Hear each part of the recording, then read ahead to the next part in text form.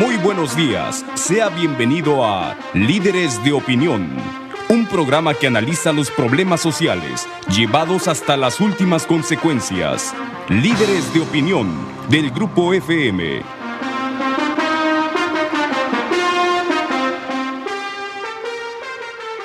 ¿Qué tal? Muy buenos días. Soy Francisco Ávila Camberos, a sus órdenes, conduciendo el programa Líderes de Opinión. Vamos a platicar esta mañana con el doctor Aurelio Salazar Castillo sobre un personaje de nuestra historia que, de acuerdo con la historia oficial, con la historia que escriben los vencedores, fue un tirano, fue un gobernante que afectó a nuestro país, que afectó a los trabajadores, etcétera, y por parte de muchos otros historiadores fue un gobernante único en el sentido de que pacificó al país, lo puso en la senda del progreso, lo electrificó, lo comunicó mediante el telégrafo y mediante los ferrocarriles, hizo una gran obra material, logró que México destacara como una nación civilizada, hizo mucha obra pública que aún a la fecha sigue funcionando a pesar del tiempo transcurrido. Eso significa que fue muy bien hecha y que además benefició de una forma importante a la ciudad de Veracruz. También una persona que se preocupó por la educación, que fundó la Universidad Nacional, que fundó la Escuela Naval Militar, que fundó la Escuela de Agricultura de Chapingo. Y este personaje del que vamos a hablar, pues ha generado frecuentemente polémicas porque algunos se obsesionan en señalar los errores que como gobernante y que como ser humano cometió, y otros tratan de mostrar, como en este caso el doctor Aurelio Salazar Castillo, tratan de mostrar la figura del estadista que fue don Porfirio Díaz, con todos sus aciertos, desde luego con los errores que cometió y que nadie va a discutir, pero consideramos que el hecho de valorar de manera objetiva lo que hizo bien y lo que hizo mal dará un resultado para ponerlo en el lugar que le corresponde en la historia de nuestro país. Hay quienes dicen, como es el caso del doctor Salazar Castillo, que después de haber estudiado la vida, la obra de don Porfirio Díaz, el resultado es sumamente positivo, ya que durante su gestión se resolvieron muchos de los problemas y muchas de las carencias que este país nuestro tenía. Para iniciar, vamos a entrar en materia y preguntarle al doctor Aurelio Salazar Castillo por qué le ha parecido don Porfirio Díaz un personaje interesante en la historia de México, que ha dedicado gran parte de su vida a estudiar qué fue lo que hizo don Porfirio, cuáles fueron sus aciertos, cuál es la historia de este personaje desde que entra a la política hasta su muerte. Doctor, primero que nada, bienvenido al programa Líderes de Opinión. Muchas gracias. Es un gusto tenerlo aquí con nosotros. Y ingeniero, empecemos, si le parece bien, con la pregunta que planteamos hace un momento. ¿Por qué estudiar a don Porfirio?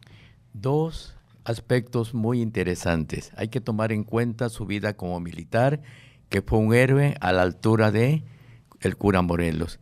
Y la otra, para mí, que es muy importante, es que se le llama el constructor del México moderno por todo lo que hizo en México.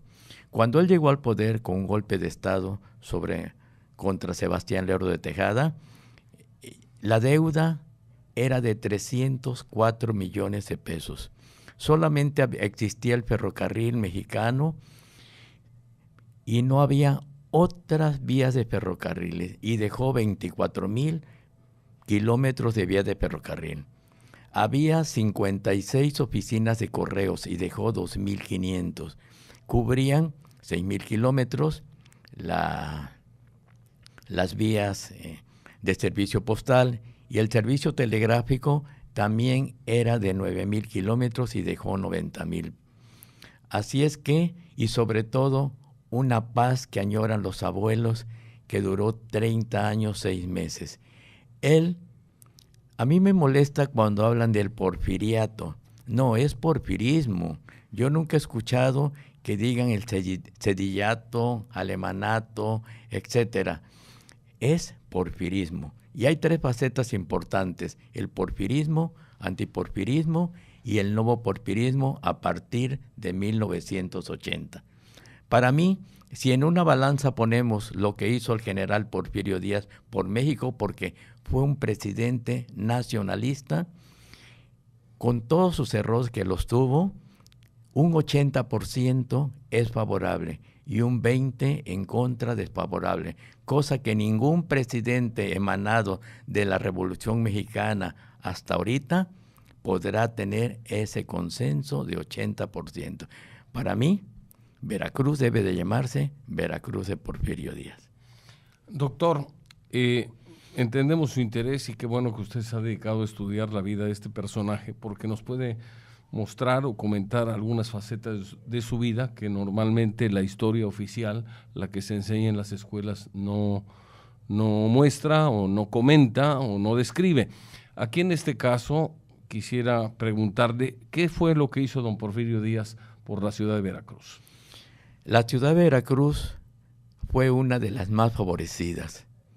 No porque él lo quisiera mucho. Cuando llegaba a Veracruz, le decía el Estado Mayor Presidencial, lo vamos a cuidar. Dice, no, yo estoy en mi casa. Y solamente eso lo he escuchado de don Adolfo Ruiz Cortines. La primera obra material que hizo fue en el año de 1897, la Escuela Naval de Veracruz, que por cierto, ese mismo año en Orizaba trajo el Palacio de Hierro de Bélgica, y en la población de Jico la cascada donde está la cascada de Techolo, la hidroeléctrica también. Fueron 3 cosas importantes. ¿Qué hizo más por Veracruz?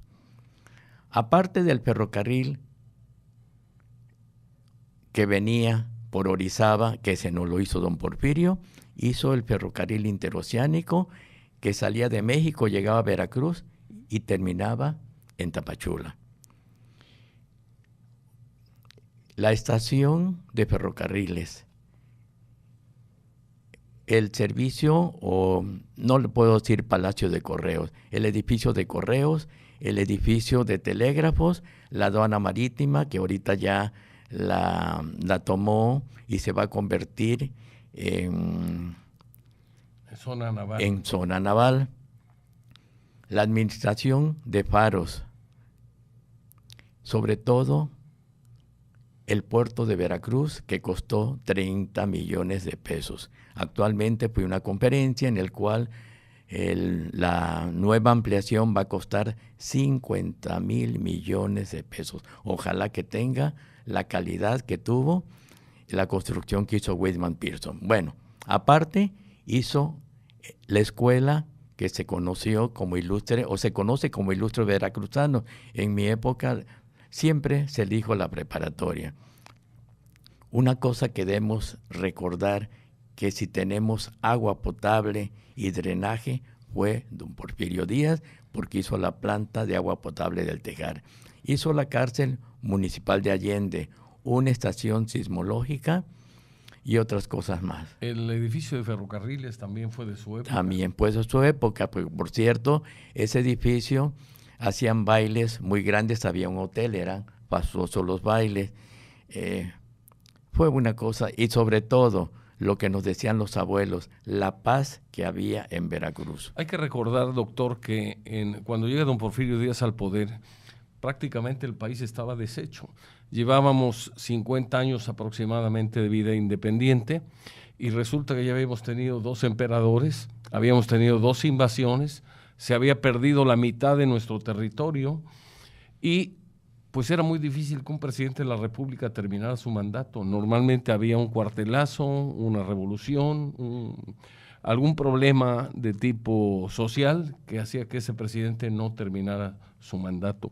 Entonces el país en algunas circunstancias y en algunas condiciones, dicen los historiadores, que estaba peor que cuando era todavía una colonia de España en algunos aspectos, y esto fue inmediatamente después de la independencia. ¿Por qué? Porque simplemente los capitales huyeron, había revueltas, había pues combates, había una serie de problemas y luego la falta de continuidad en los gobiernos.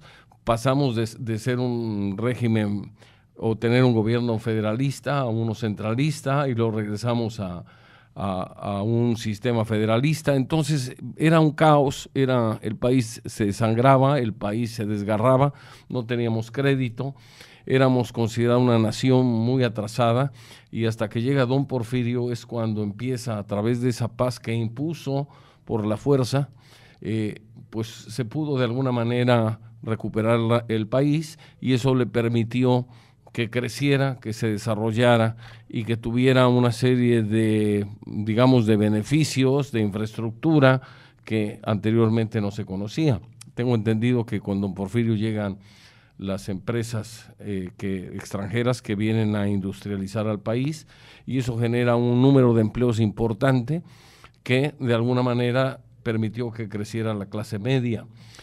Todas estas cosas no se narran en la historia oficial, sino a don Porfirio se le pone como el malo de la película, como el villano preferido, y a los revolucionarios, que muchos de ellos generaron muchos problemas en nuestro país por simplemente las constantes luchas que había, los fusilamientos, los muertos que hubo en la revolución, y sin embargo esto se les juzga con menos severidad y yo diría hasta con buenos ojos que a don Porfirio.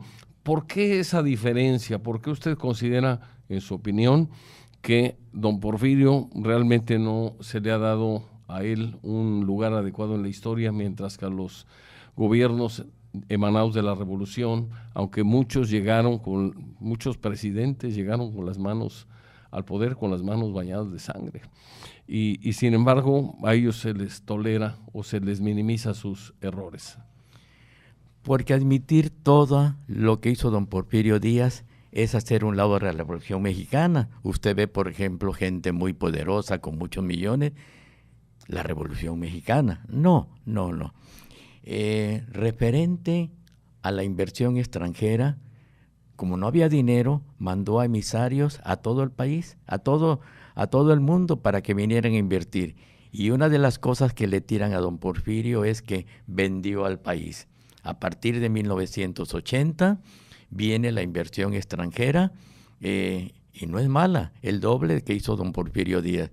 Entonces le están copiando todo lo que hizo en beneficio del país a don Porfirio Díaz a partir del presidente Salinas de Gortari. Nunca han podido decir en ningún libro que don Porfirio Díaz fue un presidente ladrón. Yo quisiera que me dijeran, fulano de tal expresidente no robó. La mayor parte se llevó bien cargada sus bolsillos. Don Porfirio fue, como ya dije antes, un presidente nacionalista. Formó un grupo de rurales que eran miembros del ejército que no tenían trabajo.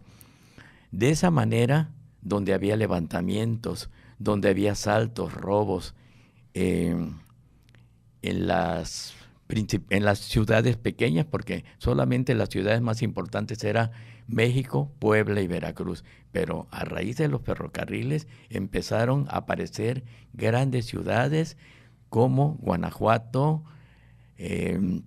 Monterrey, Guadalajara, Morelia y Mérida. Entonces, gracias a esos rurales que crearon la paz en México, pudo venir la inversión extranjera, porque no querían venir si no había paz en México.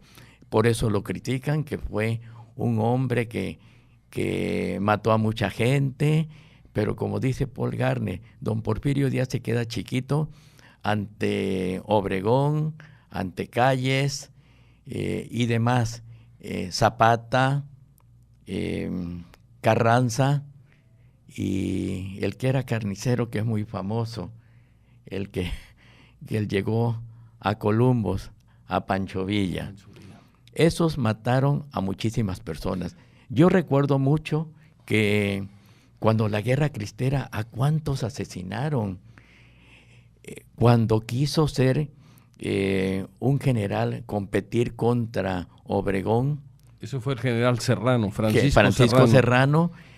Los mataron en Huitzilac a 30.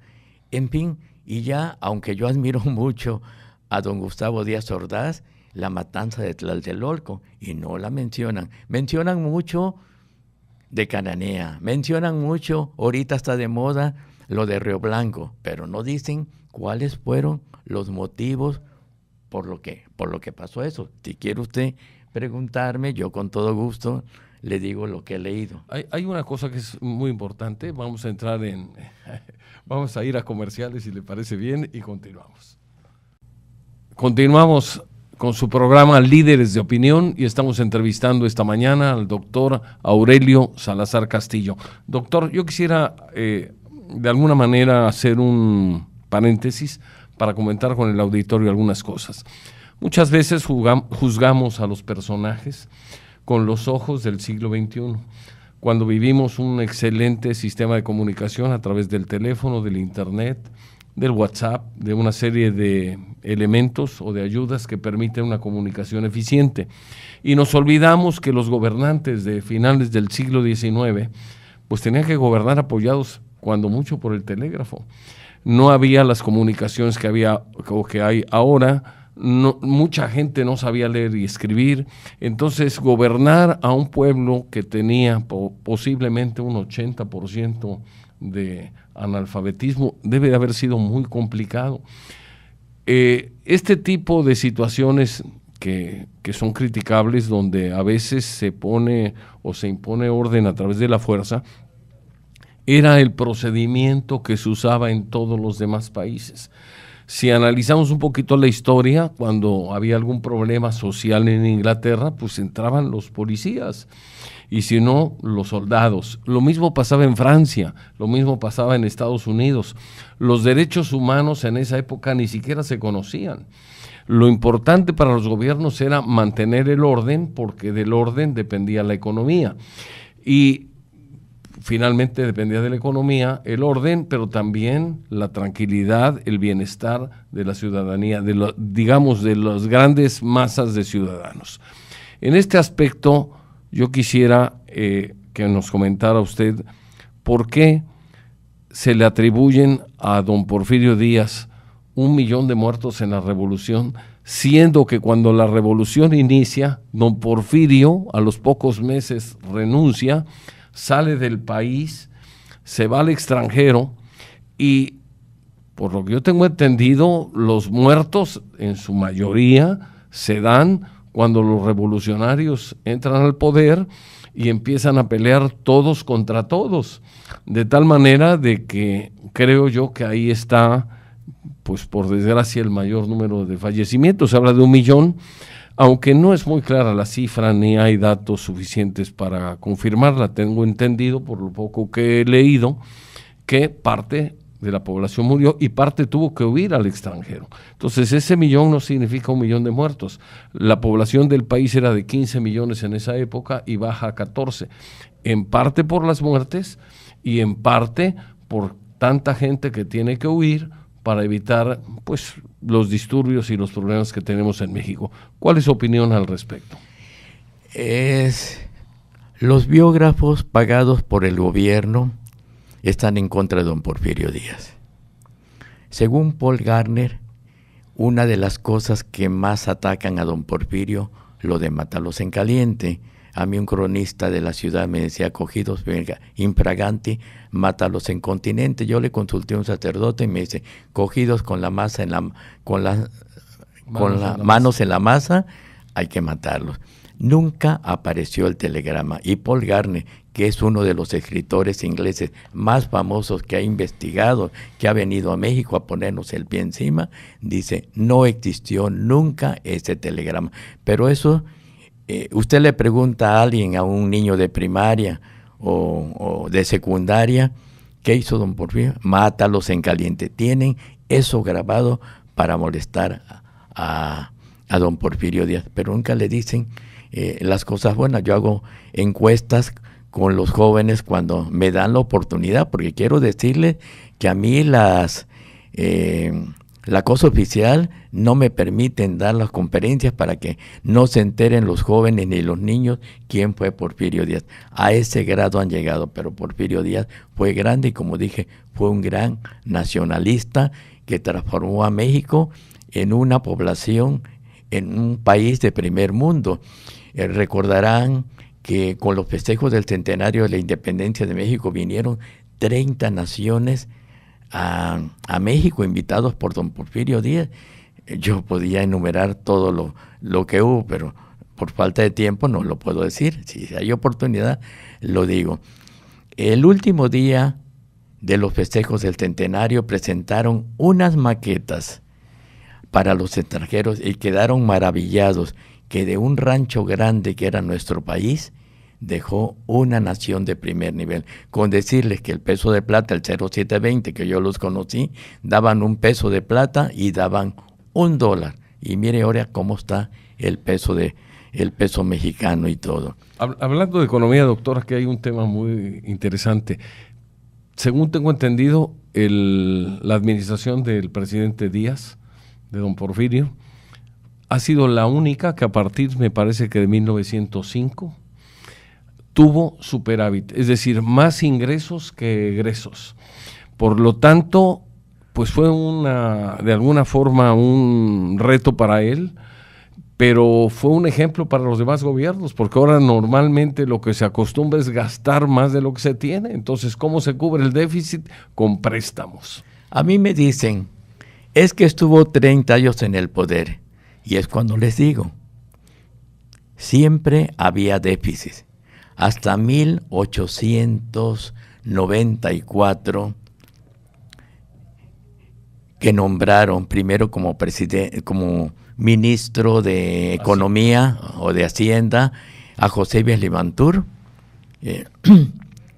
y hubo por primera vez un superávit de 5 millones de pesos, es decir, a la mitad de su mandato. Estaba el país endrogadísimo y todo. Habíamos tenido la guerra de la intervención francesa porque no se le pagaba ni a España ni a Inglaterra. Entonces pedían otra moratoria y dijo don Porfirio, auxiliado por José Limantur, no moratoria, nosotros vamos a pagar puntualmente. Estuvieron pagando puntualmente y entonces toda la bella Europa abrió créditos para México y también en Asia. Entonces, la prosperidad de México fue hasta la mitad de su periodo.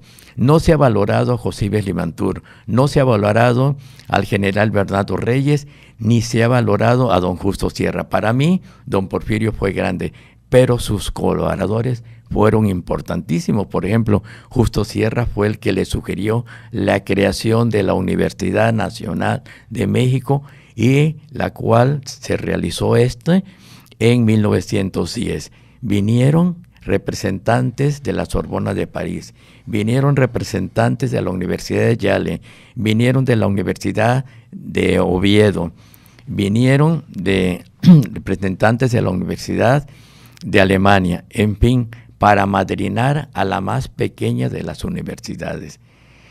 Todo fue en el anfiteatro Simón Bolívar de la Escuela Preparatoria, y ahí el discurso oficial lo dio don Justo Sierra. Cuando se clausuró todo, fueron a pie a unos 100 metros al lugar que iba a ser la Universidad Nacional de México, que se llamaba Escuela de Altos Estudios, y ahí se nombró al primer rector, el doctor Ramón Eguía. Eso no lo dicen, eso no Solo lo hablan de lo malo. Sí. Vamos a ir a unos comerciales, doctor, Gracias. y seguimos con su programa Líderes de Opinión. Continuamos, doctor. Nos está usted comentando sobre la universidad, que, bueno, son de las cosas que no se comentan mucho, pero él es el fundador de la universidad, de acuerdo con lo que usted nos comenta, con una idea que le transmitió o que le vendió el señor Justo Sierra. Exactamente. Me dicen, no, la universidad ya existió antes. No, era la Universidad Pontificia que tenía el clero mexicano, ¿no? Y me dicen, no, en una conferencia que di en México me dice una muchacha, no fue José Vasconcelos, no. José Vasconcelos fue el que dijo que debería ser Universidad Nacional Autónoma de México. Y además es el que dijo, por mi raza hablará el Espíritu. Exactamente. Entonces, por cierto que Vasconcelos era oaxaqueño y dice el refrán, para que la cuña apriete tiene que ser del mismo palo. Yo admiro a Vasconcelos, pero don Porfirio fue el creador de eso. Hay algunas cosas muy interesantes. Por ejemplo, en esa época no había la comunicación a través del Canal de Panamá. El Canal de Panamá se inaugura creo que en el año 1915. Entonces don Porfirio, con toda la visión de estadista que tuvo, manda construir un ferrocarril que va de Salina Cruz a Coatzacoalcos, con lo cual le permite a todas las mercancías que vienen o que se trasladan a través de barcos por el Océano Pacífico puedan pasar al Golfo y luego al Atlántico a través de ese ferrocarril. ¿Puede decirnos algo al respecto? Bueno, don Porfirio Díaz era una persona inteligente con un gabinete de primera, que no decían que eran ratas. No digo que los científicos que eran asesores de Ives Limantour, eso sí, hacían negocios por un lado. Dijo don Porfirio Díaz, ya tengo ferrocarriles, ya la gente puede viajar, ya hay ciudades. Por ejemplo, Monterrey tenía 20,000 habitantes y mire en lo que está construido. Y dijo, ahora voy a hacer puertos. Y el primer puerto que construyó fue el de Veracruz. Había llegado un inglés, Whitman Pearson, a hacer una obra del desagüe del Valle de México, porque como estaba sentada la ciudad sobre el lago, había mucha putrefacción y había muchas enfermedades, y don Porfirio hizo lo siguiente, pues no hubo cosas sociales como le tiran, pero buscó que hubiera menos enfermedades, hizo dispensarios médicos, hospitales, inclusive el manicomio de la Castañeda, que lo inauguraron en los festejos del centenario. Por cierto que hay un dato que quiero decirle, dicen la Castañeda, ¿por qué? Porque había una profesora, Estefanía Castañeda, que donó ese predio, era 1 hectárea para el manicomio, pero se llama Manicomio de la Castañeda. Entonces, le dijo a Whitman Pearson, porque yo quiero que se haga el puerto de Veracruz. Primero estuvieron una compañía francesa y no pudo. Después una compañía mexicana que hizo de los bajos de la Gallega hasta donde está San Juan de Ulúa, 500 metros y nada más. Entonces le dijo a Whitman Pearson, quiero que me hagas el puerto de Veracruz. Y comenzó en 1896 y lo terminó 6 años después, en 1902, el 6 de marzo. Por cierto, que la placa que se puso la desaparecieron para que no supieran que don Porfirio Díaz había hecho el puerto de Veracruz. Es importante la visión que tuvo don Porfirio y Whitman Pearson, pensando que a través de los años iba a crecer Veracruz. El proyecto original era para 13 muelles y nada más hicieron 4, el 1, el 4, el 5 y el 6, y el más grande se llamó Porfirio Díaz, era el muelle Fiscal, que tenía una longitud de 180 metros por 22,5 de ancho, lo soportaban pilotes de acero de 13 centímetros de diámetro. ¿Y qué pasó con los terrenos ganados al mar? Llegó don Manuel Ávila Camacho, que yo lo admiro mucho, fue cuando la Segunda Guerra Mundial. Veracruz dependía en ese entonces de la zona portuaria, y un hombre muy astuto, con mucha visión, que era la compañía Eureka, don Manuel Suárez, le dijo, dame estos terrenos que están inactivos, que hoy están convertidos en un fraccionamiento, no sé si puedo decir el nombre, fraccionamiento Faros, y yo voy a construir un bulevar que lleve tu nombre, para que toda la gente, los obreros de la zona portuaria, tengan trabajo y así no se mueran de hambre. A mí me critican porque dijo que pues fue en ese momento una buena decisión de don Manuel Ávila Camacho. Pero, ¿qué pasó? 100 años después, Ahora están haciendo la ampliación que va a costar 50,000 millones de pesos. Se refiere a la ampliación del puerto. A la ampliación del puerto. Vamos otra vez a comerciales, doctor, y continuamos en un momento con su programa Líderes de Opinión. Continuamos, doctor. Bueno, los siguientes puertos que hizo fue el de Salina Cruz, que lo inauguró en 1907.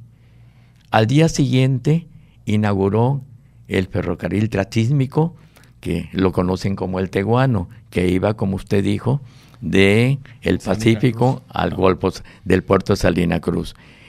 Por cierto, que cuando di una conferencia en Salina Cruz, pedí ver la placa, la desaparecieron para que con el tiempo no se subiera a la obra de don Porfirio Díaz. El ferrocarril transísmico que costó 104 millones y al otro día el puerto de Coatzacoalcos. Así que se unió el Pacífico con el Golfo de México. El primer desembarco que llegó a Salina Cruz fue Azúcar de Hawái, la transportaron por el Teguano, llegaron a Coatzacoalcos, por cierto, que don Porfirio agarró un saco, era un hombre muy fuerte, y lo aventó a donde guardan toda la mercancía, y fue el barco que fue a Nueva York. El último puerto que hizo fue el de Manzanillo en 1909, pero antes había hecho en 1904 la aduana y puertos y muelles.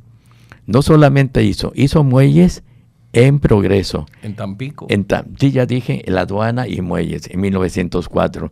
En Campeche, en Progreso, en Mazatlán, en Guaymas y La Paz. O sea, generó una infraestructura que antes no tenía nuestro país, y esa infraestructura ayudó a mejorar el comercio, a generar empleo, y generó también bienestar para la población. Ingeniero, ¿sabía usted que solamente había 2 barcos que patrullaban el Golfo de México, el Libertad y el Independencia, y en el Pacífico el Demócrata, el Juárez y el México? Por eso era paraíso para los traficantes. Pero él en el primer año que estuvo en el poder, puso a sus amigos que habían estado con él en el plan de Tuxtepec. Pero en el siguiente periodo, después de Manuel González, que le atribuyen a él 4 años más, el porfiriato, 34 años, nosotros 30 años, cogió así y mandó a comprar guardacostas a Estados Unidos. Y construyó 2 escuelas náuticas, una en Campeche y otra en Mazatlán. Es decir, tenía mucha visión. Tenía una gran visión. Porque no era un soldadote, como dijo Ávila Camacho. Cuando fue una vez a Oaxaca, en gira, en 1939, quiso conocer la escuela donde había estudiado Benito Juárez, que ya el ídolo, el que hacía todo, pero no dicen nunca el tratado de Maldeño Campo, que más tarde lo voy a nombrar. Pidió ver dónde estaba la escuela y fue. Y cuando llega a una sala principal y ve al lado de él un cuadro que decía Benito Juárez estudió en tal año, y a su lado Porfirio Díaz, dijo que este soldadote estudió algo. Entonces el secretario del Instituto de Ciencias le llevó los estudios del don Porfirio Díaz con excelencia. Imagínese si un presidente de la República no sabía lo que había estudiado, ¿qué podemos esperar de un pueblo? Dicen que don Porfirio Díaz no hizo nada por la educación, pero yo cuando escucho lo que dijo Manuel Ávila Camacho y lo que dijo Echeverría, hay una calle que se llama en Coyoacán que dice Coronel Porfirio Díaz, y yo les digo, coronel, ese grado lo obtuvo por la batalla de Tehuantepec, y el grado de general de brigada lo obtuvo por la batalla de Jalatlaco. Cuando triunfó, porque fue el verdadero triunfador con Miguel Negrete, Felipe Berriozábal, que fue el que vino a inaugurar la escuela naval y otros más, pero el verdadero triunfador porque desobedeció al comandante de las Fuerzas Armadas, que afortunadamente se murió a tiempo. Le dieron por eso la medalla, no la medalla, el grado más alto de general de división 2 años después, por el presidente. Iban pasando Porfirio Díaz con sus brigadas cuando le llegó en Punga Rancho, no sé exactamente en qué estado, me han dicho que en Querétaro, el grado de general de división. Se dice, doctor, que una de las grandes obras en materia educativa que hizo don Porfirio, o que logró, fue que dotó de una escuela primaria a cada cantón en que se dividía el país en esa época. Lo digo también porque no solamente se preocupó por la educación superior, sino también por la instrucción primaria. Vamos a ir a unos comerciales y si le parece bien continuamos ahorita para seguir en Líderes de Opinión. Continuamos con su programa Líderes de Opinión. Estamos entrevistando al doctor Aurelio Salazar Castillo sobre la vida del general Porfirio Díaz. Doctor, además de lo que ya usted nos ha comentado, ¿podría narrarnos algún aspecto de la economía del país en esa época cuando el peso mexicano estaba a la par del dólar? Bueno, cuando los festejos del centenario se emitió una moneda de 50 pesos en oro, que ahorita está muy cotizado y todo. Quiero decirle que había mucha prosperidad en México y mucha honradez en los puestos públicos. La gente quería escuchar el grito de la independencia, los 100 años de la independencia de México y los 80 años de don Porfirio Díaz. Se trajo a un chef del Lido de París para que hiciera la cena. Pero esa noche, don Porfirio Díaz, a las 11 de la noche, cogió y empezó a menear lo de la campana que le habían traído. Era la campaña que había tocado el cura Hidalgo. Y dijo lo siguiente: viva la libertad, viva la independencia, viva la república y viva el pueblo de México. Inmediatamente pasaron todas las delegaciones extranjeras a Palacio, bueno, estaban en Palacio, a un comedor, y el menú fue el siguiente: melón helado con coñac, una ensalada, y el platillo principal fue salmón asado del Rin con melocotones, le dicen de Florida, es decir, esos duranos grandototes, y como postre, chocolates. Fue una cosa impresionante. Había dinero. Decían que a los perros los amarraban con longaniza. Pero la gente al día siguiente quería saber ese ícono, el monumento a los héroes. Lo había hecho un hombre, un ingeniero, Rivas Mercado. Comenzó la ceremonia a las 9 de la mañana, con una obertura por la banda de Belino Presa, que siempre daba audiciones en la Alameda. Después siguió el constructor Rivas Mercado, y dijo lo siguiente: imagínese, ingeniero, que había costado ese monumento, que hasta el Santo Padre, cuando vino el otro día, dio 2 vueltas, había costado 1,300,000 pesos. Después, a nombre del gobierno, el licenciado Pablo Maceo, uno de los famosos amigos de Yves Limantour, de los científicos. Después, inmediatamente, nuestro admirado poeta, Salvador Díaz Mirón, dijo una oda para Miguel Hidalgo. Y por fin cerró todo don Porfirio Díaz. Clausuró todo. Inmediatamente se fueron a Palacio Nacional. ¿A qué? A ver el desfile del 16 de septiembre. Venía primero un batallón encargado el general Vélez. Después seguía el glorioso colegio militar. Inmediatamente los representantes que habían venido, por ejemplo, los marinos alemanes, los marinos franceses. Después seguían los marinos brasileños, los marinos argentinos y en séptimo, los marinos de la Escuela Naval de Veracruz. Seguía la infantería, artillería, caballería y cerraban los famosos rurales. Y fueron muy aplaudidos porque eran los que metían en orden a la gente, a los anarquistas que quisiéramos tener ahorita unos rurales para aplacar a toda la gente mala, sobre todo en el Distrito Federal. Oiga, doctor, se dice que en esa época la gente era tal la paz y la tranquilidad que la gente podía dormir con las puertas de sus casas abiertas. Bueno, en 1890 primero llegó el teléfono y en 1900 la luz, y Veracruz llegó en 1907.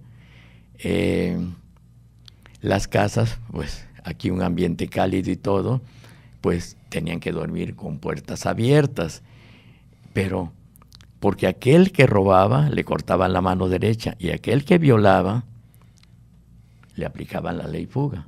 Imagínense, ahorita estaría esto lleno de muertos si viviera don Porfirio Díaz para meter en orden a todo, porque ahora hay una cosa de derechos humanos que parece que defienden al que delincuente y atacan al que le han afectado. No, la gente, yo cuando hablo de Veracruz, la gente me dice, mi abuelo, mi abuela, nos decía eso, que querían mucho. En una ocasión, en una estación que hablé, me dijeron que yo hablaba bien de don Porfirio, porque yo era hijo de hacendados, que mi padre era rico. No, yo dije, mi padre, tercer año de primaria, trabajaba en un barco de los que pintan, muy humilde, pero fue el que me enseñó a todo lo que hizo don Porfirio Díaz. Yo tenía 6 años y cada vez que venía del barco, me llevaba a recorrer toda la zona portuaria. Esto hizo don Porfirio. Esto, no nombré donde está ahora la Torre Pemex, ahí había, también le hizo don Porfirio Díaz, era Sanidad Internacional, y todo me llevaba. Y veía que se ponía triste. Y le digo, ¿por qué te pones triste, papá? Dice, porque fue un hombre y no lo quieren en México. Imagínese, tengo 82 años, eso fue hace 76 años. Le digo, llévame al cementerio, ya murió, a ponerle flores. Y se le salieron 2 lágrimas y me dice, no, hijito, somos muy pobres, está en París. Y yo dije, padre, yo te prometo que algún día iré a ponerle flores a la tumba de don Porfirio en Montparnasse, y lo he hecho 3 veces. Y algún día voy a luchar por traer los restos a México, porque no es justo lo que le hicieron. Y a partir de 1990 comencé mi campaña, y cosa insólita, se podía escribir en los periódicos, pero mal, pero bien no.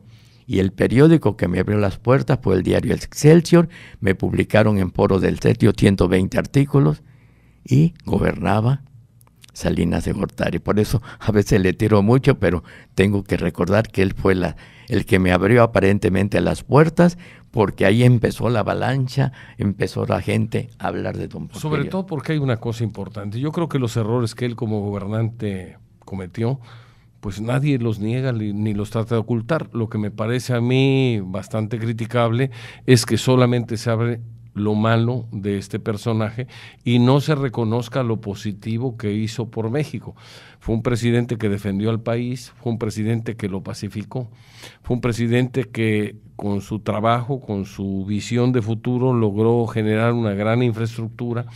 En México llega la industria durante su mandato, esto genera empleo mejor pagado, con todos los problemas que había, porque en esa época se trabajaban 12 horas diarias, pero eso no solo en México, sino se trabajaba en otros países, inclusive más avanzados que el nuestro. Pero bueno, las condiciones laborales en las fábricas eran mucho más benignas que en el campo. En el campo la gente se asoleaba, la gente se mojaba cuando llovía, y en la industria, pues al menos tenían cierta protección, inclusive cierta protección contra los elementos, contra la lluvia, contra el sol, y en algunos casos, como por ejemplo en algunas fábricas de la región de Orizaba, tengo entendido que como en esa época no había Infonavit, ni mucho menos, bueno, pues las empresas llevaban gente de otros estados o de otras ciudades o de otras regiones y les daban vivienda. Situación que de alguna manera hacía que cumplieran con una cierta función social. Es muy fácil ahora criticar, señalar, porque lo vemos con ojos del siglo XXI. Yo creo que para poder valorar o criticar a un personaje de la historia, lo que hay que hacer en primer lugar es situarse en el contexto histórico, en el momento histórico que esa persona gobernó, para podernos dar una idea con más claridad de que se hizo bien las cosas, las hizo regular o las hizo mal.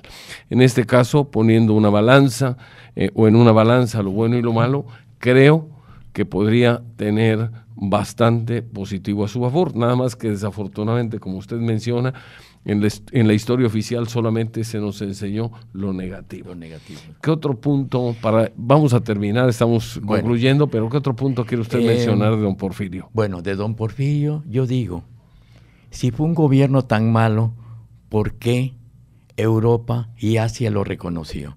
Quiero decirle que España, Francia, Inglaterra, Alemania, Holanda, Italia, Austria, Rusia, Japón y China le dieron condecoraciones. En total recibió en su vida 56 condecoraciones que están ahorita en un museo allá en Estados Unidos. Entonces, la bella Europa lo reconocía como el último héroe romántico del siglo XIX. ¿Por qué nosotros nos llaman de tercer mundo? Ahí estoy contestando, porque no estamos a nivel de los países europeos, porque no aceptar la gran obra que hizo por México, ya no por Veracruz, por México, don Porfirio Díaz. Nada más quiero darle un dato. Tlacotalpan se llamaba Tlacotalpan de Porfirio Díaz, porque ahí nacieron sus hijos. En 1873, en 1874 fue diputado por Veracruz, y en 1875 su hija. Apenas se fue al exilio, le quitaron Tlacotalpan de Porfirio Díaz, nada más es Tlacotalpan. Así es la historia oficial y todo. Yo creo que hay ahora una oportunidad de revisar la historia para que en un contraste, digamos, de claroscuros, se conozca más a ciertos personajes de nuestra historia, también los defectos, y de esa manera la gente pueda tener un juicio más objetivo sobre el trabajo, sobre los resultados que se obtuvieron en esa época. Pues están llegando a México muchos estudiantes de historia, de posgrado, de España, de Alemania, de Inglaterra, de Estados Unidos y mexicanos, para investigar cómo fue la caída de ese gigante en México. Y yo digo, los causantes de la caída fueron los que le dieron armas a Francisco y Madero.